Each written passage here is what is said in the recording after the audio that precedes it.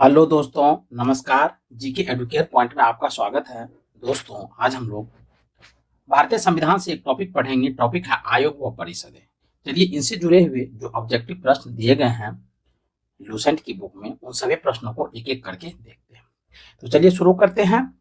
आयोग व परिषदें। तो इसका जो पहला क्वेश्चन है उसको पढ़ते हैं। पहला क्वेश्चन दिया गया है कि क्षेत्रीय परिषद का गठन किसके द्वारा किया जाता है। तो क्षेत्रीय परिषद का गठन किसके द्वारा किया जाता है, तो इसका जो सही उत्तर है वह है ऑप्शन ए, यानी राष्ट्रपति के द्वारा। दूसरा है सामान्यतः किसी क्षेत्रीय परिषद की अध्यक्षता कौन करता है, तो दो का सही उत्तर है ऑप्शन सी, केंद्रीय गृह मंत्री क्षेत्रीय परिषद की अध्यक्षता करता है। नेक्स्ट है क्षेत्रीय परिषद का सृजन हुआ है, तो तीन का जो सही उत्तर है वह है ऑप्शन बी, यानी संसदीय कानून के द्वारा क्षेत्रीय परिषद का सृजन यानी निर्माण हुआ है।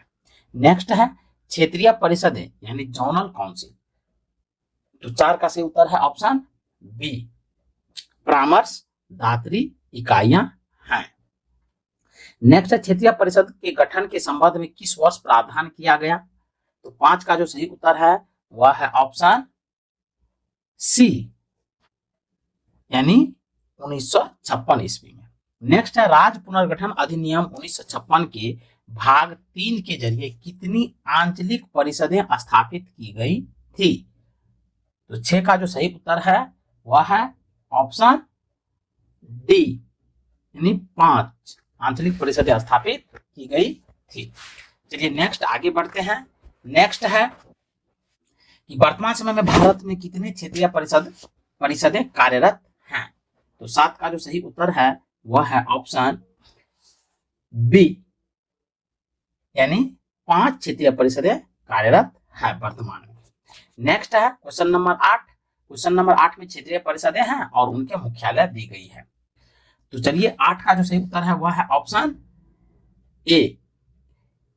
ए का मतलब है ए का पहला, बी का दूसरा, सी का तीसरा, डी का चौथा, ई का पांचवा। तो सभी सही है। उत्तर क्षेत्रीय परिषद जो है उनका मुख्यालय नई दिल्ली है, मध्य क्षेत्रीय परिषद का मुख्यालय इलाहाबाद है, और पूर्वी क्षेत्रीय परिषद का मुख्यालय कोलकाता है, और पश्चिमी क्षेत्रीय परिषद का मुख्यालय मुंबई है, और दक्षिण क्षेत्रीय परिषद का मुख्यालय चेन्नई है। चलिए आगे बढ़ते हैं। अंतर्राज्यीय परिषद इंटर स्टेट काउंसिल का गठन संविधान के किस अनुच्छेद के अंतर्गत किया गया है, तो 9 का सही उत्तर है ऑप्शन सी, यानी अनुच्छेद 263 के अंतर्गत। नेक्स्ट है अंतर्राज्यीय परिषद का निर्माण होता है, तो 10 का सही उत्तर है ऑप्शन ए, संवैधानिक प्रावधानों के द्वारा। नेक्स्ट है कि वर्ष 1990 में अंतर्राज्यीय परिषद का प्रतिस्थापन किस समिति के संस्तुति पर किया गया है, तो 11 का सही उत्तर है ऑप्शन बी, सरकारिया आयोग। नेक्स्ट है सरकारिया कमीशन द्वारा संस्तुति की गई अंतर्राज्यीय परिषद का गठन संविधान के किस धारा के अंतर्गत किया गया है, तो 12 का सही उत्तर है ऑप्शन बी, अनुच्छेद 263 के अंतर्गत। नेक्स्ट है अंतर्राज्यीय परिषद की स्थापना कब हुई, तो 13 का सही उत्तर है ऑप्शन बी, 28 मई 1990 ईस्वी को। नेक्स्ट है किस प्रधानमंत्री के कार्यकाल में अंतर्राज्यीय परिषद का प्रथम बार गठन किया गया, तो 14 का सही उत्तर है ऑप्शन बी, बीपी सिंह, यानी बीपी सिंह जब प्रधानमंत्री थे तो उसी के कार्यकाल में अंतर्राज्यीय परिषद का प्रथम बार गठन किया गया था। चलिए नेक्स्ट क्वेश्चन आगे बढ़ते हैं। अंतर्राज्यीय परिषद की 7वीं बैठक में महत्वपूर्ण निर्णय लिया गया, तो 15 का सही उत्तर है ऑप्शन ए, राज्यपाल सक्रिय राजनीतिक में न लौटे। नेक्स्ट है एक अंतर्राज्यीय परिषद की स्थापना की जा सकती है, तो 16 का सही उत्तर है ऑप्शन बी, राष्ट्रपति के द्वारा। नेक्स्ट है राष्ट्रपति द्वारा नियुक्त अंतर्राज्यीय परिषद का प्रमुख कार्य क्या है, तो 17 का जो सही उत्तर है वह है ऑप्शन डी, उपर्युक्त सभी। उपर्युक्त सभी में तो सभी को पढ़ते हैं। ए में दिया गया है राज्यों के मध्य उत्पन्न विवादों की जांच करना और उन पर परामर्श देना, यानी ये अंतर्राज्यीय परिषद का प्रमुख कार्य है। दूसरा है कुछ या सभी राज्यों के अथवा एक से अधिक राज्यों के समान हित से संबंधित विषयों की जांच कर विचार विमर्श करना। सी में दिया है उपर्युक्त विषयों विशेषकर इनसे संबंधित नीति और कार्यों के बेहतर समन्वय की सिफारिश करना।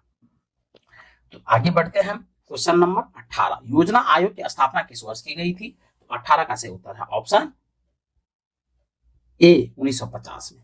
नेक्स्ट है 1950 में भारत में योजना आयोग की स्थापना 1950 में योजना आयोग की स्थापना की गई। तो 19 का सही उत्तर है ऑप्शन बी, केंद्रीय मंत्रिमंडल की एक प्रस्ताव द्वारा। नेक्स्ट है 20वां 1950 में योजना आयोग का गठन निम्नलिखित में से किसके संकल्प द्वारा किया गया? तो 20 का सही उत्तर है ऑप्शन सी, यानी संघीय मंत्रिमंडल के द्वारा। नेक्स्ट है योजना आयोग से सर्वाधिक प्रभावित हुआ है? तो 21 का सही उत्तर है ऑप्शन डी, वित्त आयोग। नेक्स्ट है योजना आयोग ने संघवाद को निरस्त कर दिया है, यह किसका विचार है? तो 22 का सही उत्तर जो है वह है ऑप्शन बी, अशोक चंदा ने। नेक्स्ट है भारत सरकार ने नीति आयोग का गठन निम्न में से किसके स्थान पर किया है? तो 23 का जो सही उत्तर है वह है ऑप्शन बी, योजना आयोग के ही स्थान पर भारत सरकार ने 2015 में नीति आयोग का गठन किया है। ये नरेंद्र मोदी की सरकार ने किया है। आगे बढ़ते हैं क्वेश्चन नंबर 24, पूर्ववर्ती योजना आयोग को आर्थिक मंत्रिमंडल किसने बताया है? आर्थिक मंत्रिमंडल किसने बताया है? तो 24 का सही उत्तर है ऑप्शन बी, अशोक चंदा ने।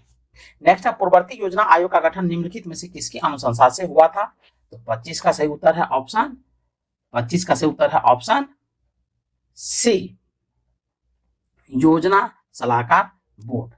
नेक्स्ट है पूर्ववर्ती योजना आयोग को निम्न में से किसने कहा था कि यह न केवल केंद्र बल्कि राज्यों के लिए भी आर्थिक मंत्रिमंडल है? तो 26 का जो सही उत्तर है वह है ऑप्शन डी, यानी अशोक चंदा ने। नेक्स्ट है कि पूर्ववर्ती योजना आयोग के पदेन सदस्य निम्न में से कौन थे? तो 27 का जो सही उत्तर है वह है ऑप्शन डी, यानी 2 और 5। तो 2 में देख लीजिए कौन है, 2 में है वित्त मंत्री और 5 में है योजना मंत्री। नेक्स्ट है योजना आयोग के प्रथम उपाध्यक्ष थे? तो 28 का सही उत्तर है option B, Gulzari Lal Nanda. Next है कि निम्नलिखित में से कौन सी नीति आयोग का उद्देश्य नहीं है? कह रहा है निम्नलिखित में से कौन सी नीति आयोग का उद्देश्य नहीं है? तो 29 का सही उत्तर है ऑप्शन डी, यह अंतर राज्य विवादों के समाधान के लिए समग्र उपाय प्रदाता के रूप में एक मंच प्रदान करता है। तो ये नहीं है, बाकी तीनों हैं। तो ये नहीं है। अब देखिए ये क्या है, यह विकास प्रक्रिया के लिए महत्वपूर्ण दिशा और क्रियान्वयन कार्य नीतिगत सूचना उपलब्ध कराता है। यह नीति के प्रमुख तत्व उपलब्ध करने में चिंतक मंडल के रूप में कार्य करता है। यह कार्यक्रमों के क्रियान्वयन पर निगरानी रखता है और उसका मूल्यांकन करता है। तो ऊपर वाला तीनों सही है, जबकि डी जो है ये इनका उद्देश्य नहीं है नीति आयोग का। चलिए नेक्स्ट क्वेश्चन देख लेते हैं। क्वेश्चन नंबर 30 है, निम्नलिखित में से कौन संविधानेतर संस्था है? संविधानेतर संस्था है तो 30 का सही उत्तर है ऑप्शन सी, यानी नीति आयोग। नेक्स्ट है, निम्नलिखित में से कौन सा एक संविधान का अंग नहीं है? तो 31 का सही उत्तर है ऑप्शन डी, नीति आयोग जो है संविधान का अंग नहीं है, जबकि निर्वाचन आयोग, अंतर्राज्यीय परिषद और वित्त आयोग जो है संविधान का अंग है। चलिए आगे बढ़ते हैं। नीति आयोग का स्वरूप क्या है? तो नीति आयोग का जो स्वरूप है वह है ऑप्शन बी, परामर्शदात्री संस्था के रूप में ये कार्य करता है और यही इनका स्वरूप है। नेक्स्ट है, निम्नलिखित में से कौन सा एक संवैधानिक निकाय नहीं है? तो 33 का सही उत्तर है ऑप्शन डी, नीति आयोग जो है वो संवैधानिक निकाय नहीं है, जबकि संघ लोक सेवा आयोग, वित्त आयोग, राज्य लोक सेवा आयोग जो है ये संवैधानिक निकाय है। चलिए आगे बढ़ते हैं। क्वेश्चन नंबर देख लेते हैं 34, निम्नलिखित में से कौन संवैधानेतर और विधि बाह्य निकाय है? तो 34 का जो सही उत्तर है वह है ऑप्शन डी, उपर्युक्त सभी, यानी राष्ट्रीय विकास परिषद, नीति आयोग और राष्ट्रीय एकता परिषद ये जो है संविधानेतर निकाय और विधि बाह्य निकाय भी है। नेक्स्ट है 35 का, भारत के योजना आयोग को डैश में नीति आयोग द्वारा प्रतिस्थापित किया गया था, यानी योजना आयोग को बदल करके नीति आयोग कब लाया गया था? तो इसका जो सही उत्तर है 35 का वह है ऑप्शन डी, यानी 2000 2015 में।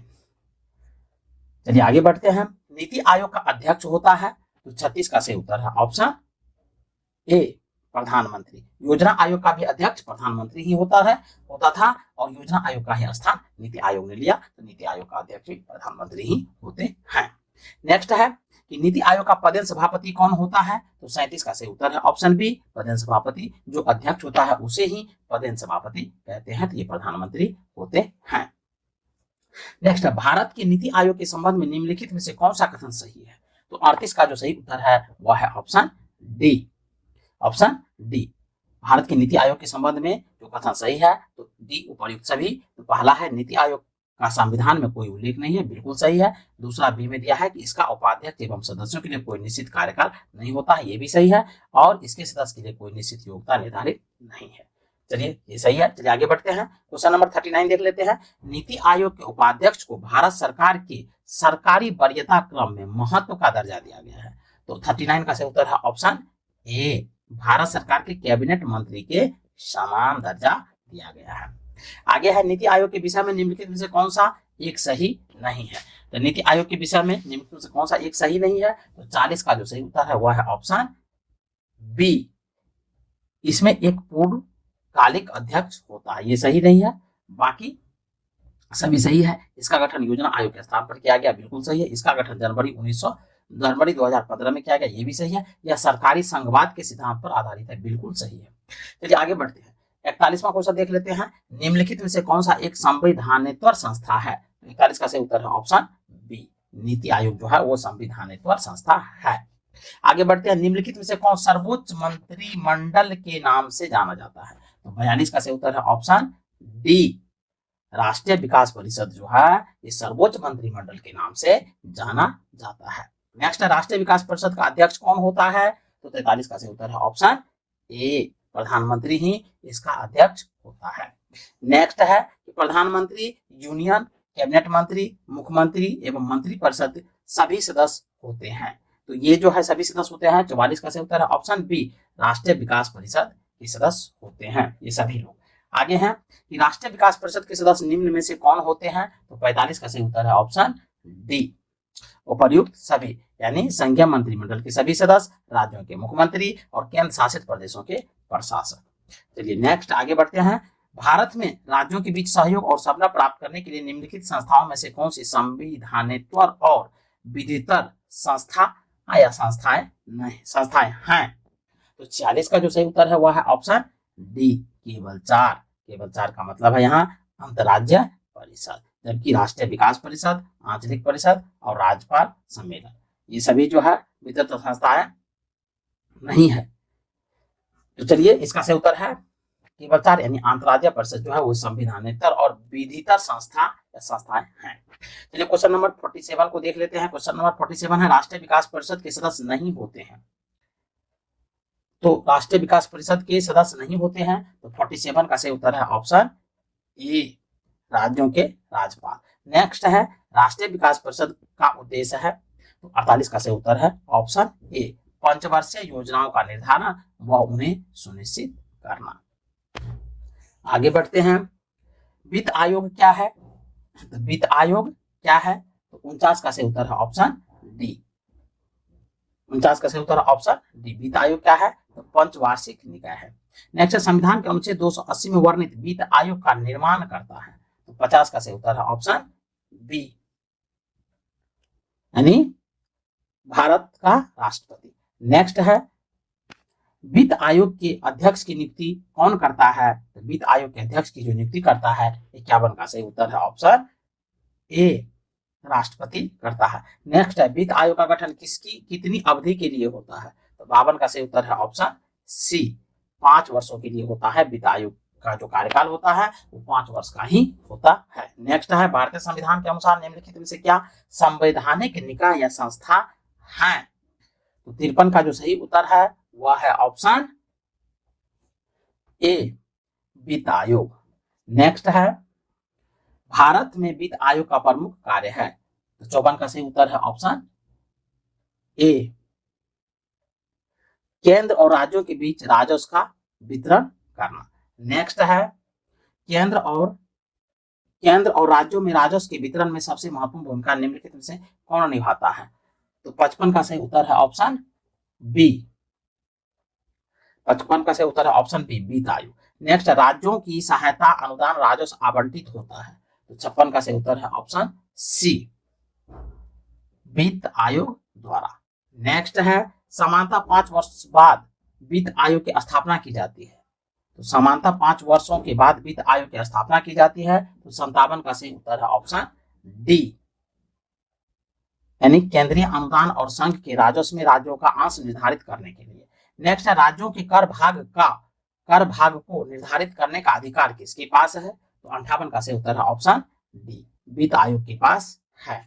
नेक्स्ट है, केंद्र एवं राज्यों के मध्य वित्तीय विवादों के निपटारे हेतु मुख्य एजेंसी है।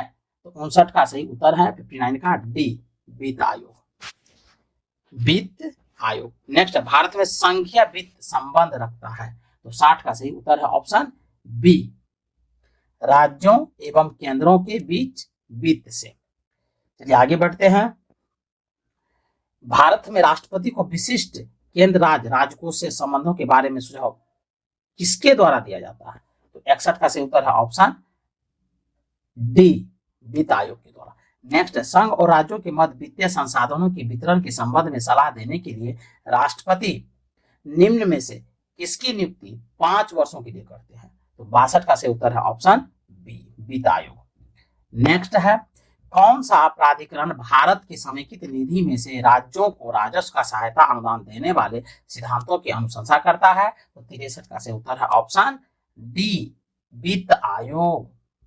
नेक्स्ट है, निम्नलिखित में से कौन सा एक वित्त आयोग का कार्य नहीं है? तो 64 का सही उत्तर है ऑप्शन डी, व्यापार कर का विभाजन, ये कार्य नहीं है। जबकि आयकर विभाजन इसका कार्य है, यथार्थ अनुदान इसका कार्य है, उत्पाद शुल्क का विभाजन इसका कार्य है। जबकि व्यापार कर का विभाजन वित्त आयोग का कार्य नहीं है। आगे बढ़ते हैं 65 का, राज्यों को वित्तीय आवंटन किसकी संस्तुति पर किया जाता है? तो 65 का जो सही उत्तर है वह है ऑप्शन ए, वित्त आयोग की संस्तुति पर राज्यों को हिस्से मिलता है। नेक्स्ट है, केंद्र राज्य वित्तीय संबंधों का निर्धारण कौन करता है? तो 66 का सही उत्तर है ऑप्शन सी, वित्त आयोग करता है। निम्नलिखित में से किसका गठन भारतीय संविधान के अनुच्छेद 280 के तहत किया गया है? तो 67 का सही उत्तर है ऑप्शन सी, वित्त आयोग। चलिए आगे बढ़ते हैं। नेक्स्ट है, वित्त आयोग में अध्यक्ष के अतिरिक्त कितने सदस्यों की व्यवस्था है? तो 68 का जो सही उत्तर है वह है ऑप्शन बी, यानी 4, अध्यक्ष के अतिरिक्त 4 यानी कुल मिला के 5 सदस्य होते हैं। चलिए आगे बढ़ते हैं। निम्नलिखित में से किस सेवानिवृत्ति नियंत्रक एवं महालेखा परीक्षक को वित्त आयोग का अध्यक्ष बनाया गया, जबकि ऐसी नियुक्ति करने पर वर्जना है, यानी रोक है। वर्जना का मतलब समझिएगा रोक है। तो 69 का जो सही उत्तर है वह है ऑप्शन बी, ए के चंदा। चलिए आगे बढ़ते हैं। नेक्स्ट है, प्रथम वित्त आयोग के अध्यक्ष कौन थे? बहुत इंपॉर्टेंट प्रश्न है। तो 70 का जो सही उत्तर है वह है ऑप्शन ए, केसी नियोगी प्रथम वित्त आयोग थे। नेक्स्ट है, 15वें वित्त आयोग के अध्यक्ष कौन है? तो 71 का सही उत्तर है option C, doctor C Rangarajan 15वें वित्त आयोग के अध्यक्ष हैं। आगे बढ़ते हैं। निम्नलिखित में से कौन सा प्राधिकरण भारत की समेकित निधि में राज्यों को राजस्व का सहायता अनुदान देने वाले सिद्धांतों की अनुशंसा करता है? तो 72 का सही उत्तर है ऑप्शन ए, वित्त आयोग। नेक्स्ट, वित्त आयोग का मुख्य कार्य है, वित्त आयोग का जो मुख्य कार्य है वह है ए, केंद्रीय करों में राज्यों के भाग तथा केंद्र द्वारा राज्यों के लिए दिए जाने वाली वित्तीय सहायता के सिद्धांत निर्धारित करना, ये वित्त आयोग का कार्य है। नेक्स्ट है, केंद्र और राज्य के बीच धन के बंटवारे के संबंध में कौन राय देता है? तो 74 का जो सही उत्तर है वह है ऑप्शन डी, वित्त आयोग। नेक्स्ट है, संविधान के किस अनुच्छेद द्वारा अखिल भारतीय सेवाओं का प्रावधान किया गया है? तो 75 का सही उत्तर है ऑप्शन डी, अनुच्छेद 312 के तहत अखिल भारतीय सेवाओं का प्रावधान हमारे संविधान में किया गया है। नेक्स्ट देखिए, संविधान के किस अनुच्छेद द्वारा लोक सेवाओं को संरक्षण प्रदान किया गया है? तो 76 का सही उत्तर है ऑप्शन बी, अनुच्छेद 311। नेक्स्ट, अखिल भारतीय सेवाओं का सृजन कौन कर सकता है? तो 77 का सही उत्तर है ऑप्शन सी, 2/3 बहुमत से राज्यसभा कर सकता है अखिल भारतीय सेवाओं का सृजन। नेक्स्ट, संविधान के किस अनुच्छेद के अंतर्गत राज्यसभा नई अखिल भारतीय प्रशासनिक सेवाओं की रचना प्रस्तुत कर सकता है? तो 78 का जो सही उत्तर है वह है 78 का सही उत्तर है ऑप्शन सी, अनुच्छेद 312 के तहत। नेक्स्ट है, क्या क्या भारत में संयुक्त राज्य अमेरिका की भांति लोक सेवाओं का विभाजन है? तो 79 का सही उत्तर है बी, यानी नहीं है। नेक्स्ट है, भारत में किस प्रकार की प्रशासनिक सेवाएं हैं? तो 80 का सही उत्तर है ऑप्शन डी, उपर्युक्त सभी, यानी अखिल भारतीय सेवा जिसमें IAS IPS आदि आते हैं, और उसके बाद है केंद्रीय सेवा, उसके बाद है प्रांतीय सेवा। चलिए आगे बढ़ते हैं। नेक्स्ट है, निम्नलिखित में से कौन अखिल भारतीय सेवा नहीं है? तो 81 का जो सही उत्तर है वह है ऑप्शन सी, भारतीय ऑडिट एवं अकाउंटेंट सेवा जो है अखिल भारतीय सेवा नहीं है, जबकि भारतीय प्रशासनिक सेवा, भारतीय पुलिस सेवा, भारतीय वन सेवा जो है अखिल भारतीय सेवा के अंतर्गत आते हैं। नेक्स्ट, अखिल भारतीय सेवा में सम्मिलित नहीं है, तो 82 का सही उत्तर है ऑप्शन सी, भारतीय विदेश सेवा जो है अखिल भारतीय सेवा में सम्मिलित नहीं है। 83 में देखिए अखिल भारतीय सेवा नहीं है, तो 83 का सही उत्तर है ऑप्शन डी, भारतीय राजस्व सेवा जो है अखिल भारतीय सेवा नहीं है, जबकि भारतीय वन सेवा, भारतीय पुलिस सेवा, भारतीय प्रशासनिक सेवा अखिल भारतीय सेवा के अंतर्गत आते हैं। नेक्स्ट 84 में देखिए 1961 तक किसी अतिरिक्त अखिल भारतीय सेवा की स्थापना नहीं की गई थी, तब से अब तक अखिल भारतीय सेवाओं की सूची में शामिल की गई नई सेवा निम्न में से कौन है? तो 84 का जो सही उत्तर है वह है ऑप्शन डी, यानी 1 2 3 4 5 6। तो 1 में है भारतीय इंजीनियरिंग सेवा, 2 में है भारतीय वन सेवा, 3 में है भारतीय आयुर्विज्ञान सेवा, 4 में भारतीय आर्थिक सेवा, 5 में भारतीय सांख्यिकी सेवा और 6 में है भारतीय न्यायिक सेवा। चलिए आगे बढ़ते हैं। भारतीय लोक प्रशासन संस्थान की स्थापना कब हुई? तो 85 का जो सही उत्तर है 85 का वह है बी, मार्च 1954 में। नेक्स्ट है, भारतीय पुलिस सेवा का प्रशिक्षण कहाँ होता है? तो 86 का सही उत्तर है ऑप्शन डी, हैदराबाद में। नेक्स्ट, अखिल भारतीय सेवाओं की नियुक्ति की जाती है, 87 का सही उत्तर है ऑप्शन बी, राष्ट्रपति के द्वारा की जाती है। नेक्स्ट 88 में सिविल सेवाओं का भारतीयकरण किया गया, सिविल सेवाओं का भारतीयकरण किया गया, 88 का सही उत्तर है ऑप्शन बी, लॉर्ड लिटन के द्वारा। नेक्स्ट, अखिल भारतीय सेवा का गठन कर सकता है, तो 89 का सही उत्तर है सी, संसद के द्वारा। नेक्स्ट है, भारतीय प्रशासनिक सेवा IAS तथा भारतीय पुलिस सेवा IPS को समाप्त करने की सिफारिश किसने की थी? बहुत इंपॉर्टेंट प्रश्न है 90 का, और इसका सही जो उत्तर है वह है ऑप्शन डी, राजमन्नार आयोग, जो तमिलनाडु सरकार के द्वारा गठित किया गया था और इसने ही दिया था। नेक्स्ट है, 91 का संविधान की कौन सा अनुच्छेद संघ लोक सेवा आयोग से संबंधित है? तो 91 का जो सही उत्तर है वह है ऑप्शन बी, अनुच्छेद 315। नेक्स्ट है कि संविधान के किस अनुच्छेद द्वारा संघ और राज्यों के लिए लोक सेवा आयोग का प्रावधान किया गया है? तो 92 का सही उत्तर है ऑप्शन डी, अनुच्छेद 315। नेक्स्ट, निम्नलिखित में से वह देश कौन है जिसने सिविल सेवा की प्रतियोगी परीक्षा सबसे पहले शुरू की थी? 93 का सही उत्तर है सी, यानी चीन ने सबसे पहले किया था। नेक्स्ट है, संघ लोक सेवा आयोग का प्रमुख कार्य क्या है? तो 94 का सही उत्तर है ऑप्शन बी, भर्ती करना। नेक्स्ट, संघ लोक सेवा आयोग अपना प्रतिवेदन किसको सौंपता है? तो 95 का सही उत्तर है ऑप्शन ए, राष्ट्रपति को अपना प्रतिवेदन सौंपता है। नेक्स्ट है, संघ लोक सेवा आयोग में अध्यक्ष के अलावे कितने सदस्य होते हैं? तो 96 का सही उत्तर है ऑप्शन बी, यानी 9, अध्यक्ष के अतिरिक्त 9 सदस्य होते हैं, तो टोटल मिला के 10 सदस्य होते हैं संघ लोक सेवा आयोग में। संघ लोक सेवा आयोग के अध्यक्ष की नियुक्ति कौन करता है? तो 97 का सही उत्तर है ऑप्शन बी, राष्ट्रपति के द्वारा की जाती है। नेक्स्ट है, संघ लोक सेवा आयोग का अध्यक्ष अपना त्यागपत्र किसको सौंपता है? तो 98 का जो सही उत्तर है वह है ऑप्शन ए, राष्ट्रपति को अपना त्यागपत्र सौंपता है। नेक्स्ट है, संघ लोक सेवा आयोग के अध्यक्ष की पदावधि कितनी होती है? तो अध्यक्ष की जो पदावधि होती है वह होती है, इसका सही उत्तर है ऑप्शन बी, 6 वर्ष तक होती है, या 65 वर्ष की आयु जो भी पहले पूर्ण हो जाए, या तो वो 6 वर्ष तक उनका कार्यकाल होता है मैक्सिमम, या तो वो 65 वर्ष की आयु तक जो है पद पर बने रह सकते हैं। चलिए आगे बढ़ते हैं। संघ लोक सेवा आयोग के अध्यक्ष को कितना रुपया प्रति माह वेतन मिलता है? तो 100 का जो सही उत्तर है वह है ऑप्शन बी, यानी 2,50,000 उनको प्रति माह वेतन मिलता है। नेक्स्ट है, संघ लोक सेवा आयोग के सदस्यों की संख्या को निर्धारित करने की शक्ति किसको प्राप्त है? तो 101 का जो सही उत्तर है वह है ऑप्शन ए, यानी राष्ट्रपति को। नेक्स्ट है, संघ लोक सेवा आयोग के सदस्यों की नियुक्ति कौन करता है? तो 102 का सही उत्तर है ऑप्शन बी, राष्ट्रपति। नेक्स्ट है, संघ लोक सेवा आयोग के सदस्य अपना त्यागपत्र किसे सौंपते हैं? तो 103 का सही उत्तर है ऑप्शन ए, राष्ट्रपति को सौंपते हैं अपना त्याग पत्र। नेक्स्ट है, संघ लोक सेवा आयोग के सदस्य की पदावधि कितनी होती है? तो 104 का सही उत्तर है ऑप्शन बी, यानी 6 वर्ष या 65 वर्ष की आयु जो भी पहले पूर्ण हो। नेक्स्ट है, नीचे दिए हुए दोनों वक्तव्यों पर विचार कीजिए और इनमें से एक को कथन ए कहा गया है और दूसरे को कारण आर कहा गया है। तो कथन कह रहा है संघ लोक सेवा आयोग एक स्वतंत्र संगठन है। कारण कह रहा है कि संघ लोक सेवा आयोग एक संवैधानिक निकाय है।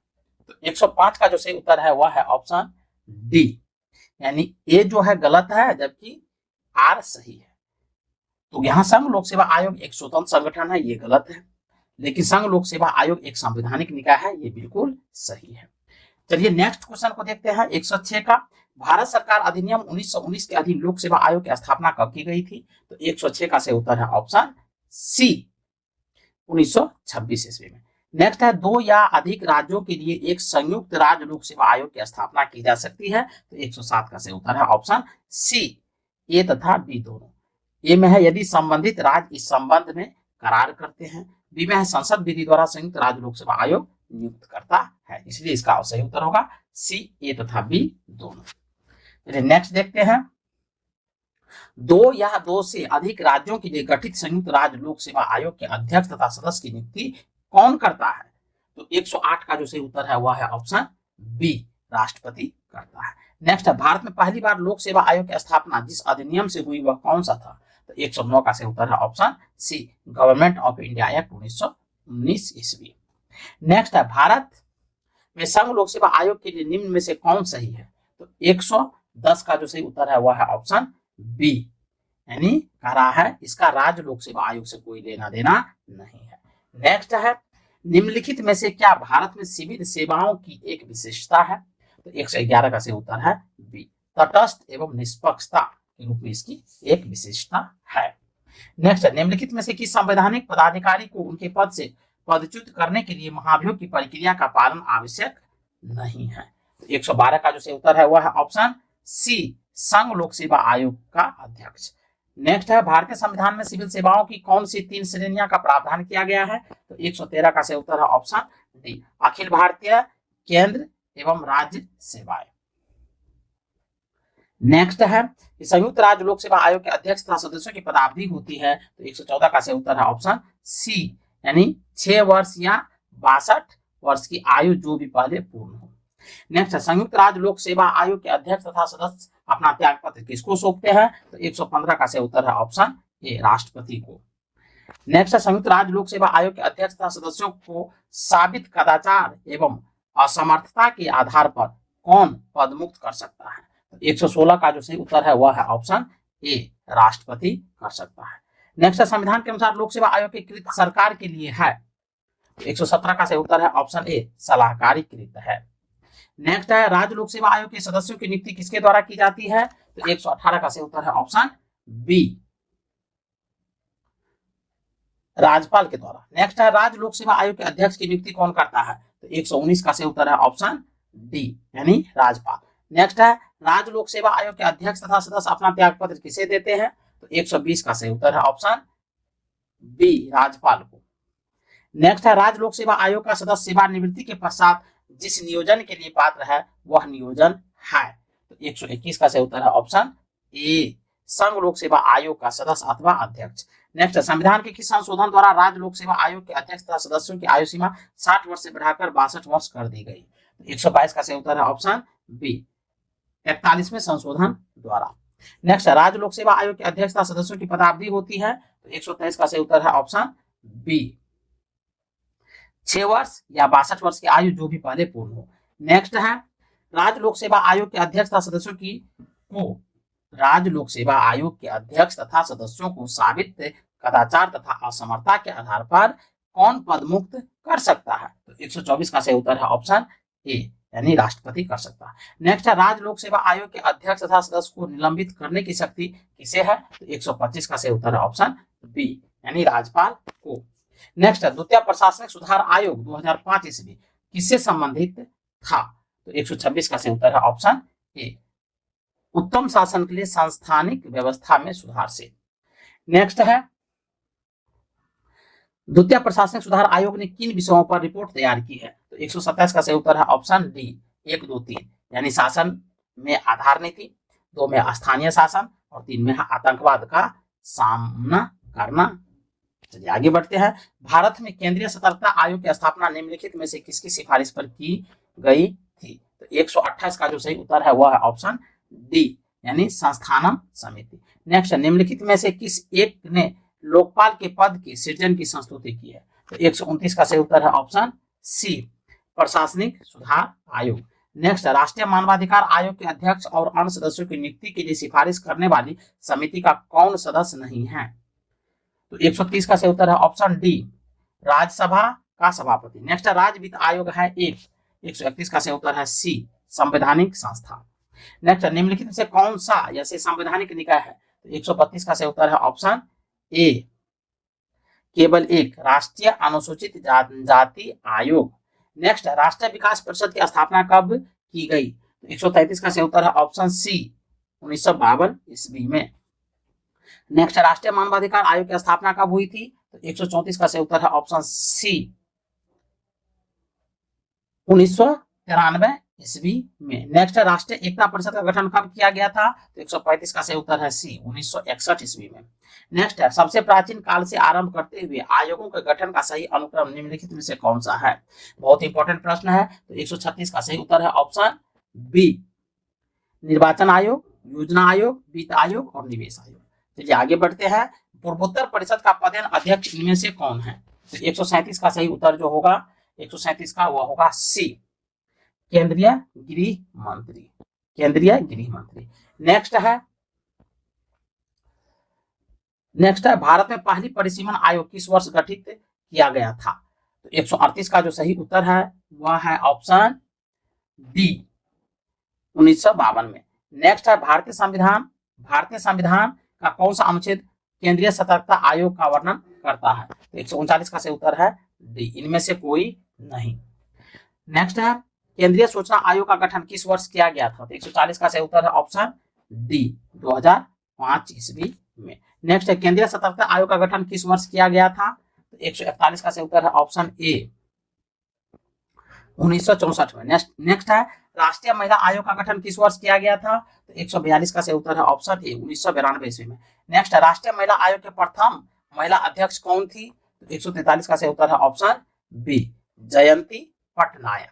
नेक्स्ट है स्वतंत्र भारत के प्रथम विधि आयोग की स्थापना किस वर्ष हुई थी? तो 144 का सही उत्तर है ऑप्शन डी, 1955 ईस्वी में। नेक्स्ट है निम्नलिखित में से कौन सा आयोग अनुच्छेद 338 ए से संबंधित है? तो 145 का सही उत्तर है ऑप्शन बी, राष्ट्रीय अनुसूचित जनजाति आयोग। नेक्स्ट, राष्ट्रीय महिला आयोग के निम्नलिखित अध्यक्षों पर विचार कीजिए। तो 146 का सही उत्तर है ऑप्शन डी, 1, 4, 3, 2। 1 में है जयंती पटनायक, 4 में है पूर्णिमा आडवाणी, 3 में है गिरिजा व्यास और 2 में है ममता शर्मा। ये महिला आयोग के अध्यक्ष बने हैं।